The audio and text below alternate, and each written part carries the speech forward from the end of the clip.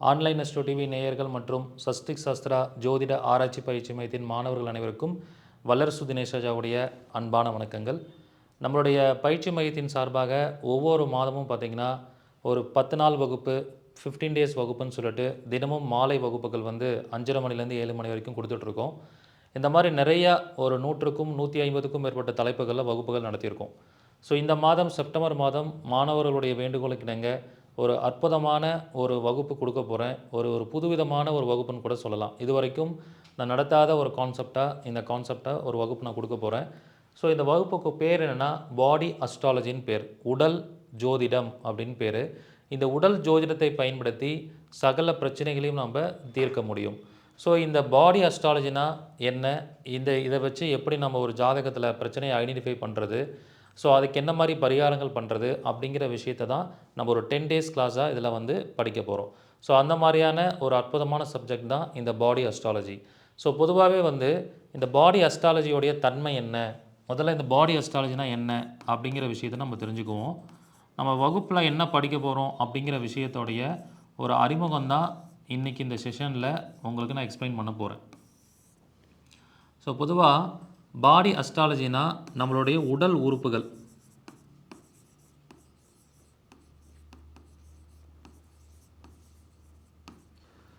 இந்த உடல் உறுப்புகளை நம்ம 9 கிரகங்களுடைய காரகத்துவங்களாக பிரிக்க முடியும்.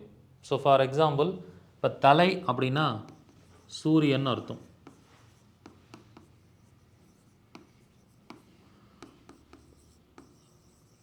கண் அப்படின்னா சுக்கிரன் அர்த்தம். கால்னா சனின்னு அர்த்தம். ஸோ இப்படி உடல் உறுப்புகளை நம்ம 9 கிரகங்களுடைய காரகத்துவங்களாக பிரிக்கலாம். அதே மாதிரி இதை பாவ காரகத்துவங்களாகவும் பிரிக்கலாம். தலை அப்படின்னா பாவத்தில் 1ஆம் பாவம், கண் அப்படின்னா 2ஆம் பாவம், கால் அப்படின்னா 12ஆம் பாவம். ஸோ இந்த மாதிரி நம்முடைய உடல் உறுப்புகளை கிரகங்களோட பாவங்களோட கம்பைன் பண்ணி ஒரு விஷயத்தை நம்ம எடுக்கிறோன்னா அதுக்கு பேர் தான் பாடி அஸ்ட்ராலஜி. அப்போ பொதுவாக என்ன சொல்லுவாங்கன்னா, அண்டத்தில் உள்ளது பிண்டத்திலும் உள்ளது அப்படின்னு சொல்லுவாங்க. அதன் அடிப்படையில் நம்ம உடம்புல இருக்கக்கூடிய ஒவ்வொரு உறுப்புகளுமே கிரகங்களோட கண்ட்ரோலில் இயங்கிக்கிட்டு இருக்குது. அதை முதல்ல நாம் இந்த பாடி அஸ்ட்ராலஜியில் தெரிஞ்சுக்கணும். இது எதுக்காக தெரிஞ்சுக்கிறோம் அப்படின்னு பார்க்கும்போது, ஒவ்வொரு மனிதர்களும் ஏதாவது ஒரு பிரச்சனையோடு நம்ம வாழ்ந்துக்கிட்டு இருப்போம். அந்த பிரச்சனை ஒரு மனிதனுக்கு ஸ்டார்ட் ஆகிற ஸ்டேஜ்லேயே கண்டுபிடிச்சி அதை சரி பண்ணிட்டா அந்த பிரச்சனையோட அதீதமான தாக்கத்துக்குள்ளே, எக்ஸ்ட்ரீமான தாக்கத்துக்குள்ளே நம்ம போக வேண்டிய அவசியம் இல்லை. ஸோ அதை எப்படி சார் நம்ம தெரிஞ்சுக்க முடியும் அப்படின்னு பார்க்கும்போது, ரொம்ப சிம்பிளாக இந்த உடல் கூறுகளை அடிப்படையாக வைத்து நம்ம என்ன பண்ணிக்கலாம்னா, நமக்கு என்ன மாதிரியான பிரச்சனைகள் வரப்போகுது அப்படின்னு தெரிஞ்சுக்கலாம். இதை தெரிஞ்சுக்கணும் அப்படின்னா நம்ம இந்த சப்ஜெக்டில் காரகத்துவங்கள் நம்ம முக்கியமாக படிக்கணும். ஸோ அதில் என்னென்ன காரகத்துவங்கள் படிக்கணும்? கிரக காரகத்துவங்கள்,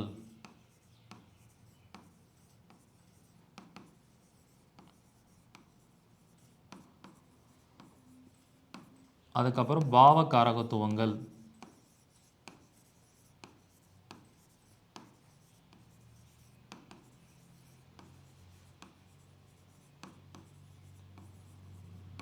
இதை நம்ம என்ன பண்ணிக்கணும், தெளிவாக தெரிஞ்சு வச்சுக்கணும்.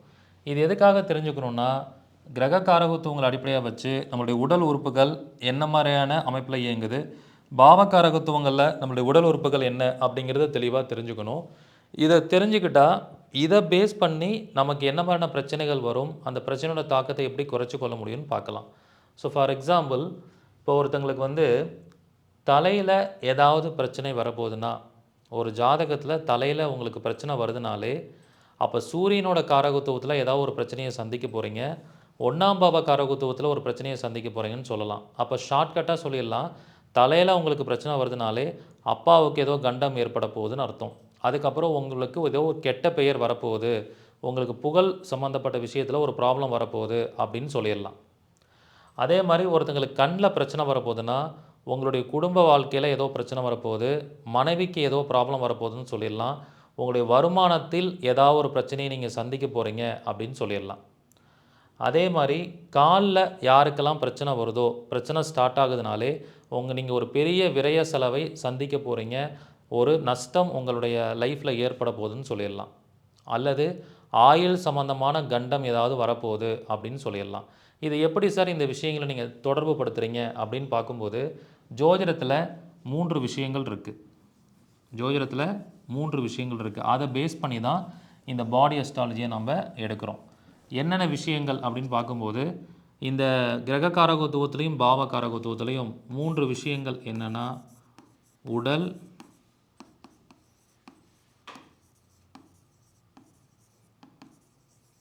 காரகத்துவம்,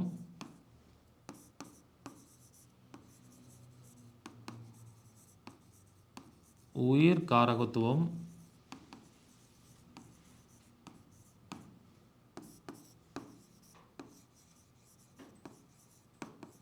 உயிரற்ற காரகத்துவம்.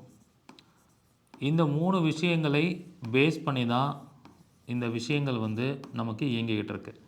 அப்போ பாடி அஸ்ட்ராலஜியில் ஒரு உடல் காரகத்துவம் என்ன கிரகத்தையும் எந்த பாவத்தையும் குறிக்குதோ அது பாதிச்சதுன்னா அதனோட உயிர் காரகத்துவமும் உயிரற்ற காரகத்துவமும் பாதிக்க போகுதுன்னு அர்த்தம். ஸோ அந்த மாதிரி நம்ம இந்த கான்செப்டை எடுக்கணும். ஃபார் எக்ஸாம்பிள், இப்போ ஒருத்தங்களுக்கு முட்டின்னு பார்க்குறோம். முட்டி அப்படின்னா சனி, பாவத்தில் 10ஆம் பாவம். அப்போ என்ன சொல்லலான்னா, யாருக்கெல்லாம் முட்டி அடிபடுதோ, யாருக்கெல்லாம் முழங்காலில் பிரச்சனை வருதோ அவங்களுக்கு ஆயுள் பாதிப்பு ஏற்படும்னு அர்த்தம். ஏன்னா சனினா ஆயுள்னு அர்த்தம், சனினா தொழில். அப்போ தொழிலில் ஏதோ பாதிப்பு வரப்போகுதுன்னு அர்த்தம். அதுக்கப்புறம் 10ஆம் பாவம் அப்படிங்கிறதும் தொழில். 10ஆம் பாவம்னா மாமியார். அப்போ ஒரு ஜாதகருக்கு முட்டியில் அடிபட்டால் தொழில் பாதிப்பு வரும். அதுக்கப்புறம் மாமியாருக்கு ஏதோ ஒரு கண்டம் வரப்போகுது, அல்லது அவங்களோட ஆயுளுக்கே ஏதோ ஒரு பிரச்சனை வரப்போகுதுன்னு சொல்லலாம். இதுதான் பலன்.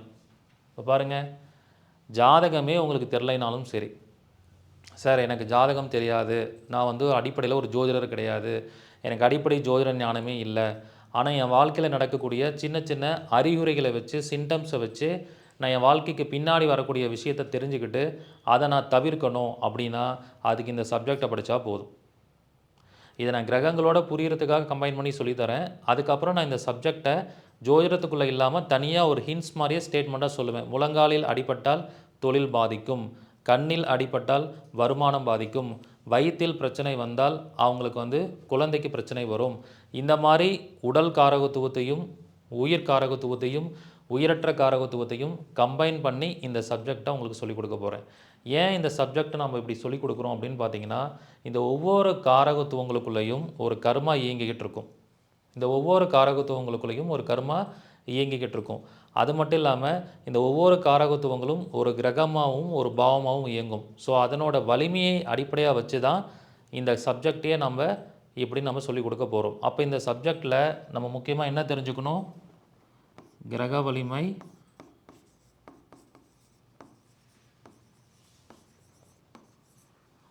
அதுக்கப்புறம் பாவ வலிமை, அதையும் இந்த கிளாஸில் நான் உங்களுக்கு சொல்லிக் கொடுக்க போகிறேன். இது தெரிஞ்சாதான் இந்த விஷயம் நடந்தால் இந்த பிரச்சனை வரும் அப்படிங்கிறத நம்ம சொல்ல முடியும். இதே ஒரு கேட்டகரி பீப்புளுக்கு முழங்காலில் அடிபட்டால் தொழில் பாதிக்கும், 10ஆம் பாவமான மாமியார் பாதிப்பாங்க, ஆயுள் கண்டம் ஏற்படும்னு சொன்னேன். இது யாருக்கு அப்படின்னா, சனி வலிமையாக இருக்கிறவங்களுக்கும் 10ஆம் பாவம் வலிமையாக இருக்கிறவங்களுக்கும் இந்த 3 காரகத்துவத்தில் குறிப்பாக அந்த உடல் காரகத்துவத்தில் பிரச்சனை வரக்கூடாது. அப்படி வந்தால் மீதி 2 பாவங்கள் பாதிக்கப்பட்டுரும், மீதி 2 காரகத்துவங்கள் பாதிக்கப்பட்டுரும். இதே ஒருவேளை ஒரு ஜாதகத்தில் சனி கெட்டு போயிருந்தாலோ 10ஆம் பாவம் கெட்டு போயிருந்தாலோ அவங்களுக்கு தொழில் பாதிக்கக்கூடாதுன்னா, தொழில் உங்களுக்கு என்ன வேணும்? தொழில் பாதிக்கக்கூடாது, மாமியார் பாதிக்கப்படக்கூடாது அப்படின்னா உங்கள் முழங்காலில் ஏதோ ஒரு பிரச்சனை வந்தே தீரணும். பிரச்சனை வந்துருச்சுன்னா மாமியாரையும் பாதிக்காது, தொழிலையும் பாதிக்காது. ஆனால் சனி கெட்டு போய் முழங்கால் நல்லா இருக்குது அப்படின்னா அப்போ தொழிலில் பாதிப்பு வரும் அல்லது மாமியாருக்கு பாதிப்பு வரும். இந்த 3 கேட்டகரியில் ஏதாவது ஒன்றில் நிச்சயமாக பிரச்சனை ஏற்படும் அப்படின்னு சொல்லலாம். அப்போ இந்த இடத்துல கிரக வலிமை, பாவ வலிமை இது 2ஐயும் பேஸ் பண்ணி தான் நம்ம என்ன பண்ண போகிறோம்? அது கெட்டு போகணுமா, கெட்டு போகாமல் இருக்கணுமா அப்படின்னு நம்ம பார்க்கணும். இப்படி எல்லா விஷயங்களுமே நம்ம எடுத்துக்கலாம். ஸோ ஃபார் எக்ஸாம்பிள், இப்போ ஒருத்தங்களுக்கு சுக்கிரன் ரொம்ப ஸ்ட்ராங்காக இருக்குது, சுக்கிரன் வலிமையாக இருக்குது, இப்போ இவங்களுக்கு என்ன சொல்லணும் அப்படின்னா, சுக்கிரன் யாருக்கெல்லாம் நல்லா இருக்கோ, நீங்கள் கண்ணாடியை கை தவறி கூட உடைச்சிடக்கூடாது. கண்ணாடியை கை தவறி கூட உடைச்சிடக்கூடாது. அப்படி கண்ணாடியை உடைச்சிட்டிங்கன்னா என்ன ஆகும்னா, உங்கள் உடம்புல கிட்னியில் ஏதோ பிரச்சனை வரப்போகுதுன்னு அர்த்தம். இதே திருமணமாக இருந்தால், கணவனாக இருந்தால் மனைவிக்கு ஏதோ பிரச்சனை வரப்போகுதுன்னு அர்த்தம். அல்லது இல்லற வாழ்க்கையில் பிரச்சனை வரப்போகுதுன்னு அர்த்தம். இப்படி நாம் இதை எடுத்துக்கணும். இதே ஒருவேளை சுக்கிரன் கெட்டு போயிருந்தா கண்ணாடி உடையணும். உடைஞ்சாதான் நல்லது. கண்ணாடி அடிக்கடி உடைஞ்சிக்கிட்டே இருந்தால் கிட்னிலையும் ப்ராப்ளம் வராது, மனைவி கூட இல்லற வாழ்க்கையிலும் பிரச்சனை வராது. அந்த நெகட்டிவான விஷயம் இந்த கண்ணாடி உடையிறதுலேயே அந்த தோஷம் சரியாயிடும். இந்த மாதிரி நாம் இந்த விஷயங்களை பார்க்கணும். அப்போ இங்கே என்னென்னா, இந்த உடல் ஜோதிடத்தை பொறுத்த வரைக்கும் நம்ம உடம்பில் ஒரு பிரச்சனை வர்றது நன்மையா அல்லது இந்த உடம்பில் பிரச்சனை வர்றது தீமையா அப்படிங்கிறத நம்ம முக்கியமாக தெரிஞ்சுக்கணும். இதை பேஸ் பண்ணி நமக்கு உயிர் காரகத்துவத்துக்கு என்ன நடக்கும், அதுக்கப்புறம் உயிரற்ற காரகத்துவத்துக்கு என்ன நடக்கும்னு நம்ம இதில் கண்டுபிடிச்சிட முடியும். இப்படி தான் அந்த கான்செப்டை வந்து நம்ம எடுக்கணும். ஸோ ஃபார் எக்ஸாம்பிள், இப்போ ஒருத்தங்களுக்கு வந்து பொதுவாகவே பெருமனம் அப்படின்னா குரு. பெருமனம் அப்படின்னா குரு. ஸோ இப்போ பாருங்கள்,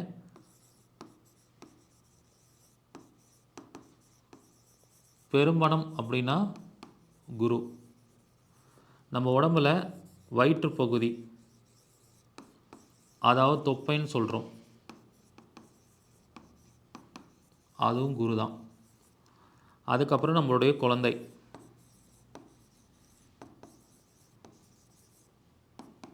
அதுவும் குரு தான். அப்போ இப்படி இருக்கும்போது இதெல்லாம் குருவுடைய காரகத்துவங்கள். அப்போ இதில் ஏதாவது ஒன்று பாதிக்கப்பட்டாலும் மீதி ரெண்டு பாதிக்கப்படும். அல்லது குரு கெட்டு போயிருந்தால் ஏதாவது ஒன்று பாதிச்சிருச்சுன்னா மீதி ரெண்டும் பாதிக்கப்படாது. இதுதான் அதோடைய கான்செப்ட். அப்படி பார்க்கும்போது உங்கள் ஜாதகத்தில் குரு நல்லா இருந்தால் அவங்களுக்கு பெருமனம் நல்லா வந்துக்கிட்டு இருக்கும். வயிறு பார்த்திங்கன்னா நல்லா தொப்பை போட்டு வயிறு இருக்கும். குழந்தைகளும் நல்லா லைஃப்பில் செட்டில் ஆகி நல்ல விதமாக வளர்ந்துட்டு வருவாங்க. இதுதான் குரு நல்லா இருக்கிறவங்களுக்கு நடக்கும். ஒருவேளை அவங்க உடம்பை குறைச்சிட்டாங்கன்னா, தொப்பை வயிறு இல்லாமல் உடம்பை சில பேர் குறைச்சிருவாங்க. அப்படி உடம்பை குறைச்சிட்டா என்ன ஆகும்னா, அவங்களுக்கு வரக்கூடிய பெருமனம் வராமல் அந்த பணத்தோட வருமானம் குறைஞ்சிரும். பணத்தோட வருமானம் என்ன ஆயிரும்? குறைஞ்சிரும். அதே மாதிரி அவங்களோட குழந்தைகளுக்கு ஏதாவது பிரச்சனைகள் ஏற்படும். இதுவாக ஒரு கான்செப்ட். இதே ஒரு வேளை குரு வந்து கெட்டு போயிடுச்சு அவங்க ஜாதகத்தில், இவங்க என்ன பண்ணணும்? இவங்க கம்பல்சரி தொப்பை வச்சுக்கூடாது, உடம்பை குறைச்சிடணும். அப்படி உடம்பை குறைச்சிட்டா பெருமணம் வரதில் பிரச்சனை வராது, குழந்தைகளுக்கும் எந்த பிரச்சனையும் வராது. இல்லை குரு கெட்டு போய் உடம்பு நல்லா வெயிட் போட்டுகிட்டே போகிறாங்கன்னா என்னாகும்? பெருமணம் வரதுலையும் பிரச்சனை ஆகிடும், குழந்தைகளோட லைஃப்லையும் பிரச்சனை ஆகிடும். அப்போ இங்கே என்ன கான்செப்ட் புரிஞ்சுக்கணுன்னா, எந்த கிரகம் நன்றாக இருக்கிறதோ அந்த கிரகத்தோட காரகத்துவம் 3 விதமான காரகத்துவம் இருக்குது ஒரு கிரகத்துக்கு.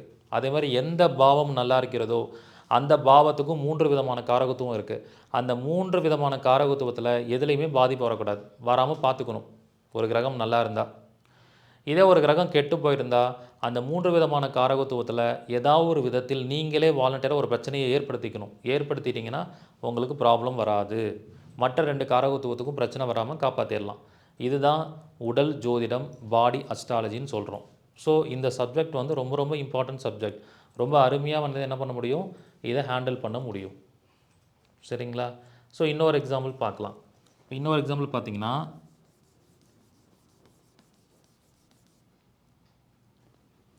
இன்னொரு எக்ஸாம்பிளில் பார்க்கும்பொழுது, இப்போ ஒருத்தங்க 2 வீலர் யூஸ் பண்ணுறாங்க. இது வந்து பார்த்திங்கன்னா 3ஆம் பாவத்தை குறிக்கும். 2 வீலர் அப்படிங்கிறது 3ஆம் பாவம். 3ஆம் பாவ காரகத்துவத்தில் உயிரற்ற காரகத்துவம் 2 வீலர். அதுக்கப்புறம் இளைய சகோதரன்,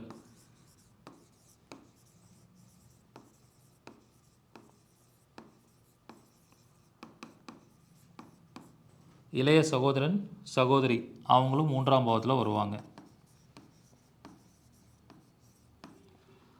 அதுக்கப்புறமேல் வந்துட்டு உயிர் காரகத்துவம் உயிரற்ற காரகத்துவம் பார்த்துட்டோம். அதுக்கப்புறம் காது மூக்கு தண்டை,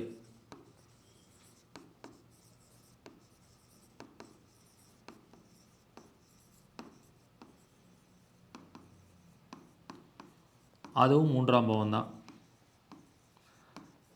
இப்போ பாருங்கள், 3ஆம் பாவத்தோட 3 காரகத்துவங்களையும் எடுத்தாச்சு. உடல் காரகத்துவம், உயிர் காரகத்துவம், உயிரற்ற காரகத்துவம் எடுத்தாச்சா? இப்போ ஒரு ஜாதகத்தில் 3ஆம் பாவம் நல்ல வலிமையாக இருக்குது. மூன்றாம் பாவம் நல்லா வலிமையாக இருக்குது, கெட்டு போகாமல் வலிமையாக இருக்குது. அப்போ இவங்க என்ன பண்ணிக்கணும், இந்த 3 காரகத்துவத்தில் எதுலேயுமே பிரச்சனை வராமல் பார்த்துக்கணும்.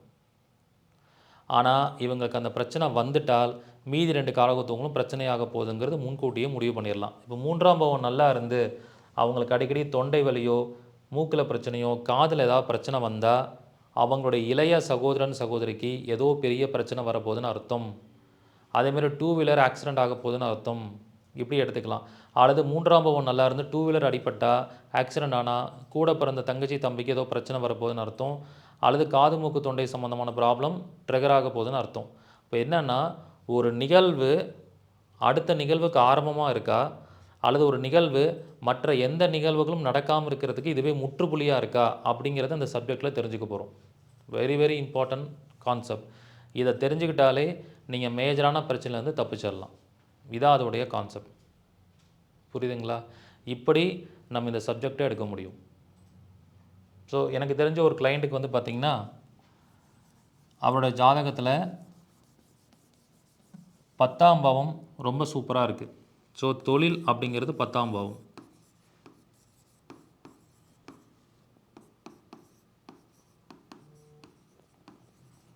தொழில் அப்படிங்கிறது 10ஆம் பாவம். மாமியார் அப்படின்னா 10ஆம் பாவம்.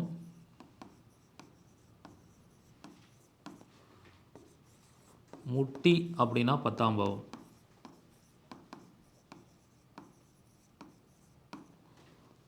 தொழில் 10ஆம் பாவம், மாமியார் 10ஆம் பாவம், முட்டி வந்து 10ஆம் பாவம். ஸோ இந்த மாதிரி அமைப்பில் இருக்குது. இப்போ இதில் 10ஆம் பாவம் ஒருத்தங்களுக்கு ரொம்ப சூப்பராக இருக்குங்க, வலிமையாக இருக்குது. 10ஆம் பாவம் வலிமையாக இருக்குது அந்த ஜாதகத்தில். ஆனால் அவருக்கு மாமியார் இறந்து போயிடுறாங்க. 10ஆம் பாவம் வந்து வலிமையாக இருக்குது, ஆனால் மாமியார் இறந்து போயிடுறாங்க. இவருக்கு 10ஆம் பாவம் வலிமையாக இருக்கும். ஒருவேளை மாமியார் ஜாதகத்தில் கண்டம் அந்த மாதிரி ஏற்படும், அல்லது கோச்சார கிரகங்களுடைய தாக்கத்தால் ஏதோ ஒரு ரீசனால் மாமியார் இறந்து போயிடுறாங்க. அந்த மாமியார் இறந்ததுக்கப்புறம் என்ன ஆகுதுன்னா, இவருக்கு முழங்காலில் அடிப்படுது. அதுக்கப்புறம் தொழிலில் பாதிப்பு ஏற்பட்டு தொழில் நஷ்டம் ஏற்படுது. அப்போ என்ன பண்ணிக்கணும், 10ஆம் பாவம் நல்லா இருக்கிறவங்க மாமியாரை காப்பாற்றிடணும். மாமியாரை எப்படியாவது கொஞ்சம் நல்லா சேஃப்டி பண்ணி வச்சுக்கணும். இல்லைன்னா தொழில் அடிவாங்கும். இதுதான் வந்து உடல் அஸ்ட்ராலஜின்னு சொல்கிறது, பாடி அஸ்ட்ராலஜி. இதன் அடிப்படையில் தான் நம்ம இயங்கணும். அது நம்ம உடம்புலையும் எந்த பிரச்சனையும் வராமல் பார்த்துக்கணும். ஸோ இதான் கான்செப்ட். ஸோ இந்த கான்செப்ட் வந்து கிரக வலிமை பாவ வலிமை கம்பல்சரி தெரிஞ்சால் தான் இந்த கான்செப்டை தெரிஞ்சுக்க முடியும். அதையும் நான் கிளாஸில் வந்து உங்களுக்கு சொல்லிக் கொடுப்பேன். ஸோ இது எதன் அடிப்படையில் சார் இயங்குது அப்படின்னு பார்த்தீங்கன்னா, இதுக்கு பின்னாடி கர்மா தீரி இருக்குது. கர்மா தீரியில் கர்மா டிரான்ஸ்ஃபர் அப்படிங்கிற ஒரு விஷயம் இருக்குது. கர்மா தீரியில் கர்மா டிரான்ஸ்ஃபர், அதன் அடிப்படையில் தான் இந்த சப்ஜெக்டே இயங்குது. சரிங்களா? இப்போ நம்ம ஒரு கர்மா செய்கிறோம் அப்படின்னா, நீங்கள் ஒரு செயல் செய்கிறீங்கன்னா அந்த செயல் என்னவா மாறுது? நல்ல செயலாக இருந்தால் புண்ணியமாக மாறும், கெட்ட செயலாக இருந்தால் பாவமாக மாறும். ஸோ அந்த புண்ணியம் பாவத்தோட கூட்டணி தான் வந்து கர்மா அப்படின்னு சொல்கிறோம். புண்ணிய பாவத்தோட கூட்டணி தான் வந்து கர்மான்னு சொல்கிறோம். ஸோ அப்போ இந்த 2 விஷயங்களும் கர்மாவாக கூட்டணியாக வருதா, அது என்ன ஆகும்னா ஒரு கார்மிக் அக்கௌண்ட்டில் போய் ஸ்டோர் ஆகும். ஸோ அந்த கார்மிக் அக்கௌண்ட்டில் போய் ஸ்டோர் ஆகக்கூடிய நல்ல புண்ணியங்கள் நமக்கு நன்மைகளாக கிடைக்கும், கெட்ட விஷயங்கள் பாவங்கள் எல்லாம் நமக்கு தண்டனையாக கிடைக்கும். ஸோ அது எப்படி வெளிப்படுது அப்படின்னு பார்க்கும்போது, உடல் காரகத்துவத்தின் வழியாக நன்மை கிடைக்கலாம், உயிர் காரகத்துவத்தின் வழியாக நன்மை கிடைக்கலாம், அல்லது உயிரற்ற காரகத்துவத்தின் வழியாக நன்மை கிடைக்கலாம். ஸோ இதன் அடிப்படையில் தான் நமக்கு செயல்படுது. சரிங்களா? அப்படி செயல்படும் போது இந்த கார்மிக் அக்கௌண்ட்டில் ஒரு புண்ணியம் நம்ம சம்பாதிச்சு வச்சுருக்கோம். அந்த சம்பாதிச்சு வச்சுருக்கிற புண்ணியத்தை நம்ம இந்த 3 காரகத்துவத்துக்கு பிரித்து கொடுத்து தான் நம்ம செலவு பண்ண முடியும். சில பேர் என்ன பண்ணிடுறாங்க, இந்த 3 காரகத்துவத்துக்கும் பிரித்து செலவு பண்ண வேண்டிய புண்ணியத்தை ஒரே காரகத்துவத்துக்கு செலவு பண்ணிவிடுவாங்க. அப்படி ஒரே காரகத்துவத்துக்கு செலவு பண்ணிட்டா மீதி 2 காரகத்துவத்துக்கு பத்தாமல் போயிடும். இது வந்து கர்மா டிரான்ஸ்ஃபரில் வரக்கூடிய விஷயம். அதுவும் இந்த பாடி அஸ்ட்ராலஜியில் வரக்கூடிய ஒரு கான்செப்ட் தான். ஸோ இதை பேஸ் பண்ணி தான் இந்த சப்ஜெக்டே இயங்குது. அது எப்படின்னா, ஃபார் எக்ஸாம்பிள் இப்போ கார்மிக் அக்கௌண்ட்டில் அந்த புண்ணியம் உங்களுக்கு புரிகிற மாதிரி நான் வந்து இப்படி நம்பர்ஸில் காமிக்கிறேன். 1000 புண்ணியம் இந்த கார்மிக் அக்கௌண்ட்டுக்குள்ளே இருக்குது.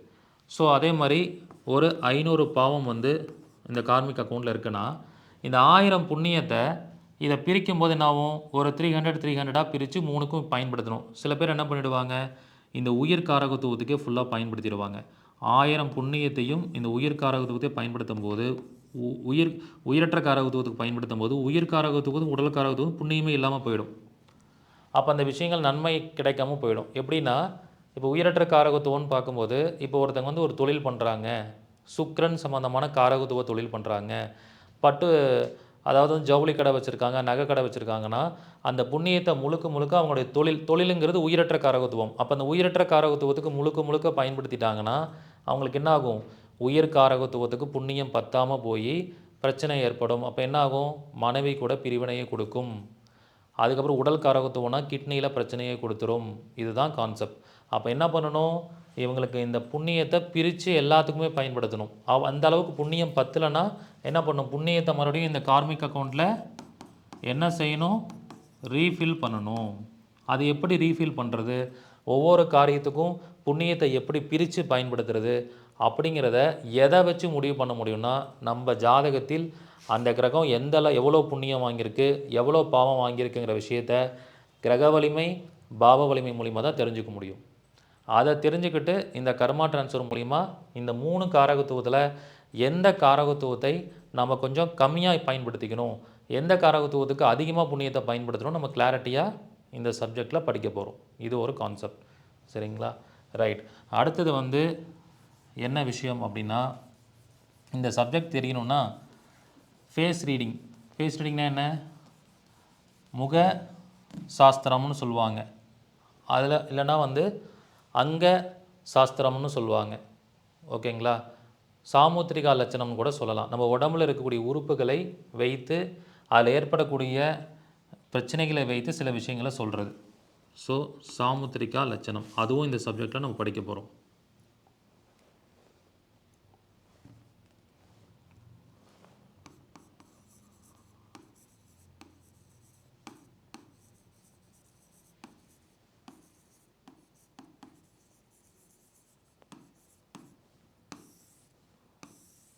ஸோ இது எப்படி எடுத்துக்கலாம் அப்படின்னா, நம்ம உடம்புல இருக்கக்கூடிய இப்போ முகத்தில் பார்க்குற விஷயமா இருக்கட்டும், நம்முடைய வயிற்று பகுதியாக இருக்கட்டும், மார்பக பகுதியாக இருக்கட்டும், கழுத்து பகுதியாக இருக்கட்டும், இப்படி நம்ம உடம்புல தலைமுடியிலேருந்து பாதம் வரைக்கும் ஒவ்வொரு விஷயங்களையும் நம்ம சாமுத்திரிக லட்சணமாக பார்க்க முடியும். அந்த சாமுத்திரிகா லட்சணமாக வரக்கூடிய அமைப்பை நம்ம கிரகங்களோடையும் பாவங்களோடையும் கம்பைன் பண்ணி நம்ம எடுக்கலாம். ஸோ அது எப்படி பார்க்கலான்னா, இப்போ ஒரு பெண் அப்படின்னு பார்த்தீங்கன்னா, அந்த பெண்ணுக்கு பல் வந்து கொஞ்சம் பிரச்சனையான அமைப்பில் இருக்குது. ஒரு பெண்ணுக்கு வந்து பல் பிரச்சனையான அமைப்புனா, பல் வந்து அழகாக இல்லாமல் கொஞ்சம் அலைவரிசை மாறி இருக்கும், பல் வந்து கொஞ்சம் எத்து பல்லாக இருக்கும், பல் சொத்த பல்லாக இருக்கும், அல்லது பல் உடஞ்ச பல்லாக இருக்கும். இந்த மாதிரியான ப்ராப்ளங்களோட ஒரு பெண்ணை பார்க்கும்போது அவங்க சிரிக்கும் போது அந்த பல்லோட விஷயத்தை நம்ம கண்டுபிடிச்சிடலாம். இப்படிப்பட்ட ஒரு அமைப்பில் இருக்காங்க அப்படின்னா, இது என்ன காரகத்துவத்தை பாதிக்குது? பல்னா செவ்வாயின்னு அர்த்தம். அப்போ ஒரு பெண்ணுக்கு செவ்வாய் அப்படின்னா வந்து கணவன், அதுக்கப்புறம் இளைய சகோதரன். ஸோ இந்த மாதிரி சாமுத்திரிக லட்சணத்தில் இருக்கக்கூடிய பெண்களுக்கு என்ன ஆகும் அப்படின்னா, கணவனோட சிறப்பாக வாழ முடியாது, அல்லது சகோதரனோட சிறப்பாக இருக்க முடியாது. அப்போ கணவன் கூட ப்ராப்ளம் அல்லது இளைய சகோதரனோட பிரச்சனை கொடுத்துரும். அப்போ இந்த பாடி அஸ்ட்ராலஜியில் சாமுத்திரிகா லட்சணத்தையும் கம்பைன் பண்ணி தான் பலன் எடுக்கணும். அதுவும் ரொம்ப இம்பார்ட்டண்ட்டாக நம்ம பார்க்கக்கூடிய விஷயம். இதையும் நம்ம என்ன பண்ணிக்கணும்? ரொம்ப இம்பார்ட்டண்ட்டாக பார்க்கணும். அதே மாதிரி பார்த்திங்கன்னா, இன்னொரு எக்ஸாம்பிளாக பார்க்கும்போது, ஒரு ஆணாக இருக்கட்டும், ஒரு பெண்ணாக இருக்கட்டும், ஸோ அவங்களுக்கு வந்து கண்ணில் ஏதாவது பிரச்சனை இருக்கும். அப்போ இது என்ன பண்ணும் அப்படின்னு பார்க்கும்போது, வருமான குறைவை உண்டு பண்ணும். வருமான குறைவை உண்டு பண்ணும். அதுக்கப்புறம் பெண் குழந்தைங்களோட லைஃப்பில் வந்து ப்ராப்ளத்தை உண்டு பண்ணும். ஒரு ஜாதகருக்கு கண்ணில் அடிக்கடி பிரச்சனை வருதுன்னா, அவங்களுக்கு பெண் குழந்தை இருந்தால் அவங்க லைஃப்பில் நிறைய பிரச்சனை வரும்னு அர்த்தம். சில பேருக்கு மாறு கண் இருக்கும், சில பேருக்கு கண்ணில் வந்து புரை இருக்கும். இந்த மாதிரி ப்ராப்ளங்கள்லாம் இருக்குன்னா அவங்களோட பெண் குழந்தைகளுக்கு பிரச்சனை வரப்போகுதுன்னு அர்த்தம். இப்படி நம்ம ஒரு ஃபேஸ் கட்டை பார்த்தோன்னே சில முடிவுகளை பண்ணிடலாம். சில பெண்களுக்கு பார்த்திங்கன்னா புருவம் கட்டாயிருக்கும். புருவம் வந்து இந்த மாதிரி இல்லாமல் இப்படி புருவம் இருக்குன்னா நடுவில் கட்டாயிருக்கும் இந்த மாதிரி. ஸோ இந்த மாதிரி நடுவில் கட்டாயிருக்கும் போது என்ன ஆகும்?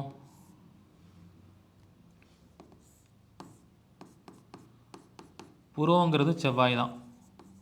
இப்போ இதுவும் கணவனுக்கு ஏதாவது பிரச்சனையை கொடுக்கும் அப்படின்னு சொல்லலாம். இந்த மாதிரி ஒவ்வொரு விஷயங்களையும் நாம் சாமுத்திரிகா லட்சணத்தில் இந்த பாடி அஸ்ட்ராலஜியில் என்ன மாதிரியான ரிசல்ட்டை கொடுக்கும், அவங்க வாழ்க்கையில் என்ன மாதிரியான பலன்கள் உயிர் காரகத்துவத்துக்கும் உடல் காரகத்துவத்துக்கும் உயிரற்ற காரகத்துவத்துக்கும் இது பிரதிபலிக்கும் அப்படிங்கிற விஷயங்களை மிக தெளிவாக நம்ம தெரிஞ்சுக்கலாம். அப்போ இந்த சப்ஜெக்டில் முக்கியமாக காரகத்துவங்கள் படிக்க போகிறோம். கிரக வலிமை பவ வலிமை தெரிஞ்சுக்க போகிறோம். அதுக்கப்புறம் உடல் காரகத்துவம் உயிர் காரகத்துவம் உயிரற்ற காரகத்துவத்தில் எது நமக்கு பிரச்சனை ஆகணும் எது பிரச்சனை ஆகக்கூடாது அப்படிங்கிறது தெளிவாக தெரிஞ்சுக்க போகிறோம். இதனால் நீங்கள் என்ன பண்ணலாம், பின்னாடி பிரச்சனை வராமல் காப்பாற்றிக்க முடியும். இப்போ ஒருத்தங்களுக்கு 10ஆம் பாவம் நல்லா இருந்து கால் அடிபட்டுச்சுன்னா உடனே டாக்டரை பார்த்து அந்த பிரச்சனையை சரி பண்ணிடணும். இல்லைன்னா அது தொழிலில் போய் கை வச்சிரும்னு அர்த்தம். கண்ணில் பிரச்சனை இருக்குது, சுக்கிரன் நல்லா இருக்குன்னா உடனே சரி பண்ணணும். இல்லைன்னா வருமானத்தில் பிரச்சனை ஏற்படுத்தும்னு அர்த்தம். இல்லற வாழ்க்கையில் பிரச்சனை ஏற்படுத்திடும். இந்த மாதிரி நம்ம எடுக்கலாம். இப்போ ஒருத்தங்களுக்கு 5ஆம் பாவம் நல்லா இருக்குது அப்படின்னா ஹார்ட்டில் ஏதாவது ப்ராப்ளம் வருதுன்னா உடனே சரி பண்ணிடணும். இல்லைன்னா அது குழந்தைய அடுத்தது பாதிக்கும்னு அர்த்தம். இந்த மாதிரியான விஷயங்களை தான் இந்த உடல் ஜோதிடத்தில் நம்ம முழுமையாக படிக்க போகிறோம். அப்போ இந்த மாதிரி இருக்கக்கூடிய அமைப்புகளுக்கு நம்ம எப்படி பரிகாரங்கள் பண்ணி சரி பண்ணிக்கிறது? இந்த பரிகாரங்கள் எல்லாமே வாழ்வியல் பரிகாரமா, தாந்திரிக பரிகாரமா, அந்த உறுப்புகளில் பிரச்சனை வந்தால் அதுக்கு என்ன மாதிரி கோயில்களுக்கு போகணும், ஸோ இது எல்லாமே ஒரு கம்பைன்டு பரிகாரமாக நம்ம படிக்க போகிறோம். ஓகே, ஸோ வாழ்வியல் பரிகாரமாக பார்த்தீங்கன்னா இப்போ வந்து ஒருத்தங்களுக்கு குரு வந்து நல்லா இருந்து கெட்டு போயிருக்கு. அப்போ அவங்களுக்கு என்ன ஆகும்? குரு நல்லா இருந்து நல்லா இருக்குது, குரு நல்லா இருக்குது, அப்போ அவங்களுக்கு குரு சம்மந்தமான பிரச்சனை வருது, கல்லீரல் பிரச்சனை வந்துருச்சு அப்படின்னா அப்போ வருமானத்தில் தடை ஏற்படும். குரு நல்லா இருக்குது, அவங்க உடம்ப குண்டாக்காமல் இழைச்சிட்டாங்கன்னா பணத்தில் பிரச்சனை வரும். அப்போ அந்த மாதிரி ஆகாமல் இருக்கிறதுக்கு என்ன செய்யணும் வாழ்வியல் பரிகாரம் அப்படின்னு பார்க்கும்போது குரு சம்மந்தமான விஷயங்களே அதிகமாக ஆக்டிவேட் பண்ணிக்கணும். ஃபார் எக்ஸாம்பிள் என்ன பண்ணலாம், குருனாலே யானைன்னு அர்த்தம். அப்போ என்ன பண்ணலாம், யானை முடி மோதிரம் போட்டுக்கலாம். இது உயிரற்ற காரகத்துவத்தை இன்னும் கொஞ்சம் பவர்ஃபுல்லாக ஆக்டிவேட் பண்ணிக்கிறதுக்கு உங்களுக்கு யூஸ் ஆகும். இந்த மாதிரி நம்ம இந்த விஷயங்களை எடுக்கணும். அடுத்தது தாந்திரிக பரிகாரம்.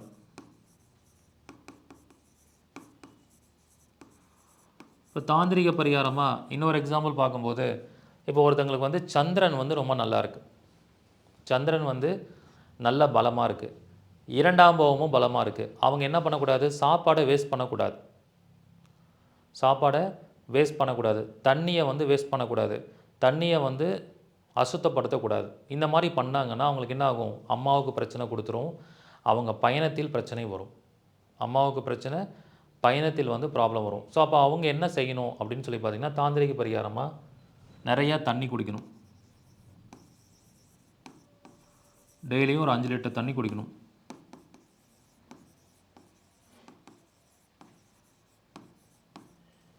ஓகே, அந்த மாதிரி பண்ணிக்கிட்டால் அவங்களுக்கு பிரச்சனை வராது. இந்த மாதிரி அவங்க தாந்திரிக பரிகாரமாக அந்த காரகத்துவங்களை அவங்களுக்கு சாதகமாக இயக்கிக்கலாம். ஓகே, அடுத்தது வந்து கோயில் பரிகாரம். இப்போ ஒருத்தங்களுக்கு வந்து சூரியன் வந்து ரொம்ப நல்லா இருக்குது, ஆனால் ஹார்ட் ப்ராப்ளம் வர மாதிரியான ஒரு சூழல் சிம்டம்ஸ் வந்து அவங்க உடம்புல இருக்குது அப்படின்னா அது அடுத்தது அப்பாவை பிரச்சனையை கொடுக்கும்.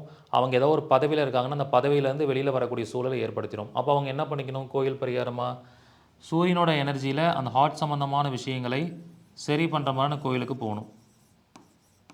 சென்னையில் திருநின்றவூரில் இருக்கக்கூடிய இருதயாலேஸ்வரர் கோயிலுக்கு போகணும்.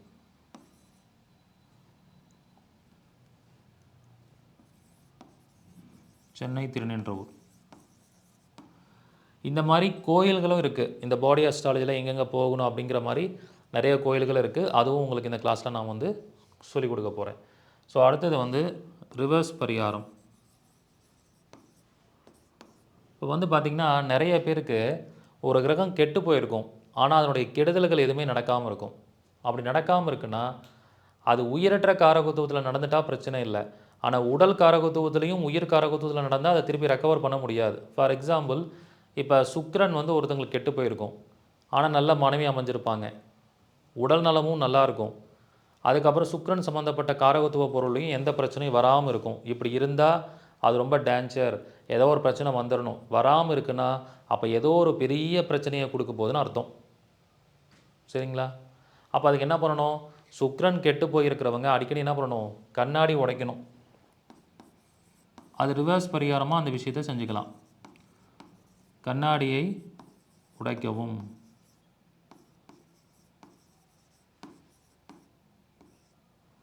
இதான் விஷயம்.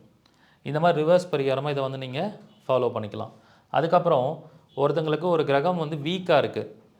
அப்போ இதே மாதிரி எந்த பிரச்சனையும் இல்லாமல் இருக்குன்னா ரிவர்ஸ் பரிகாரம் அப்படிங்கிறது கெட்டுப்போன கிரகத்துக்கு பண்ணிக்கணும். ஆனால் வலிமை குறைவாக இருக்கிற கிரகம் அது வந்து ஒரு விஷயத்தை செய்ய விடாமல் தடுக்குது. ஆனால் நம்ம அதை நிறையா பயன்படுத்திக்கிட்டே இருக்கோம். ஃபார் எக்ஸாம்பிள் இப்போ ஒருத்தங்களுக்கு வந்து குரு வந்து நீசமாக இருக்குது. அப்போ குரு நீசமாக இருக்குன்னா அப்போ அவங்களுக்கு குழந்தை பிறக்கக்கூடாது.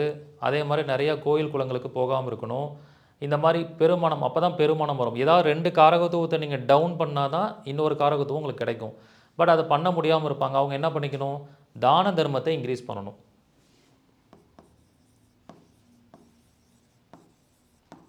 அப்போ தான தர்மத்தை இன்க்ரீஸ் பண்ணணும்னா என்ன செய்யணும்?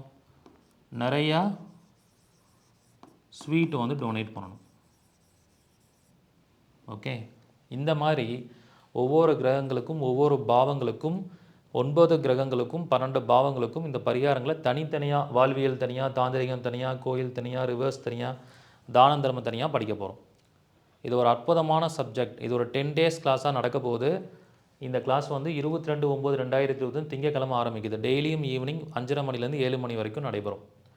ஸோ இந்த வகுப்புக்கான கட்டணம் எல்லாம் கீழே இருக்கிற நம்பருக்கு காண்டாக்ட் பண்ணி நீங்கள் கேட்டுக்கலாம். ஏற்கனவே படித்த மாணவர்கள், மாற்றுத்திறனாளிகள் மற்றும் மூத்த குடிமக்களுக்கு கட்டண சலுகை உண்டு. நம்ம அஸ்ட்ராலஜி ஹிஸ்ட்ரியிலே பார்த்தீங்கன்னா மூத்த குடிமக்களுக்கும் பழைய மாணவர்களுக்கும் அது மட்டும் இல்லாமல் மாற்றுத்திறனாளிகளுக்கு நாம் தான் வந்து பெரிய அளவில் கட்டண சலுகை கொடுத்துக்கிட்டு இருக்கோம். எல்லாரும் பயன்பெறணும் அப்படிங்கிற நோக்கத்தில் பண்ணிகிட்ருக்கோம். இந்த அருமையான வாய்ப்பை எல்லாரும் பயன்படுத்திக்கோங்க. அது மட்டும் இல்லாமல் இந்த கிளாஸில் படிக்கிற எல்லா மாணவர்களுக்கும் அவங்க ஜாதகத்தை பார்த்து இப்போ கரண்டாக நீங்கள் எந்த பிரச்சனையில் இருக்கீங்களோ அந்த பிரச்சனைக்கு இந்த பாடி அஸ்ட்ராலஜியை அடிப்படையாக வைத்து உங்களுக்கு ஒரு சொல்யூஷன் கொடுப்பேன். அந்த பரிகாரத்தை நீங்கள் செஞ்சீங்கன்னா இப்போ கரண்ட்டாக நீங்கள் என்ன பிரச்சனை இருக்கீங்களோ அதுக்கு தீர்வு கிடச்சிரும். ஸோ அந்த மாதிரி உங்களுக்கு இலவசமாக வகுப்புலேயே உங்கள் ஜாதகத்தை போட்டு ஆராய்ச்சி பண்ணி சொல்லுவேன். இந்த அருமையான வாய்ப்பை நீங்கள் எல்லோரும் பயன்படுத்திக்கோங்க. முதல்ல ஜாயின் பண்ணக்கூடிய 500 நபர்களுக்கு மட்டுமே அனுமதி. சீக்கிரமாக முன்பதிவு பண்ணிக்கோங்க. உங்கள் எல்லாரையும் 22ஆம் தேதி இந்த வகுப்பில் சந்திக்கிறேன். நன்றி, வணக்கம், வாழ்க வளமுடன்.